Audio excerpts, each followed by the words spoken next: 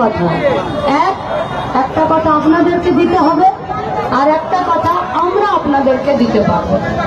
দুটো কথা, একটা নেবার আর একটা দেবার। আমরা এটুকু আপনাদেরকে বলতে পারি, আমাদের কাঁধ চওড়া হয়েছে, আমরা দায়িত্ব নিতে প্রস্তুত। এই গোটা দেশের, এই গোটা রাজ্যের সমস্ত বেকার খেটে খাওয়া মেহনতি মানুষের মাথা উঁচু করে বেঁচে থাকার জন্য। তাই একটা কথা আপনাদেরকে দিতে হবে, সঞ্জীব চট্টোপাধ্যায়কে বারাসাত থেকে দিল্লিতে পাঠাতে হবে গোটা দেশ বাঁচানোর জন্য। পারবো আমরা? আর আমাদের একটা কথা আমরা আপনাদেরকে দিচ্ছি, 2910 কিলোমিটার পথ হেঁটেছি 50টা দিন ধরে ইনসাফের দাবিতে।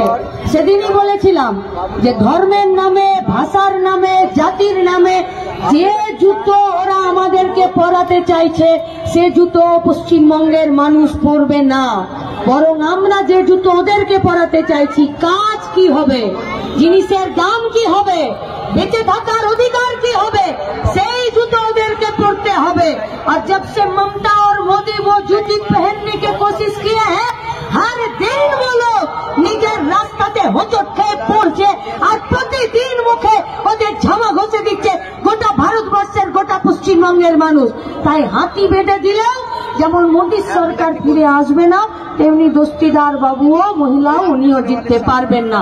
তাই আপনাদেরকে আমরা কথা দিচ্ছি, দ্বিতীয় দিন কমরেড সঞ্জীব চট্টোপাধ্যায়কে আমরা আপনাদেরকে কথা দিচ্ছি, 26 এই চোরেদের সরকারটাকে বিদায় আমরা জানিয়ে দেব, বাঁচার জন্য, কাজ পাওয়ার জন্য, পেটে ভাত হাতে কাজ, আর গোটা পশ্চিমবঙ্গ থেকে দুর্নীতির পরিবেশ সরিয়ে দেওয়ার জন্য।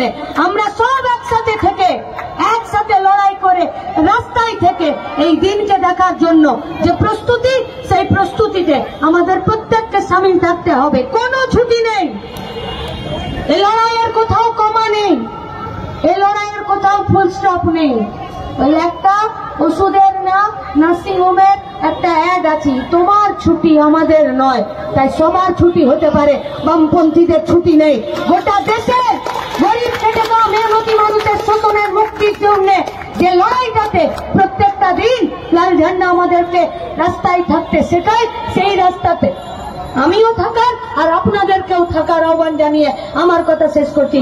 ইনকালাব জিন্দাবাদ, লাল ঝান্ডা জিন্দাবাদ, বাম কংগ্রেস জোট জিন্দাবাদ।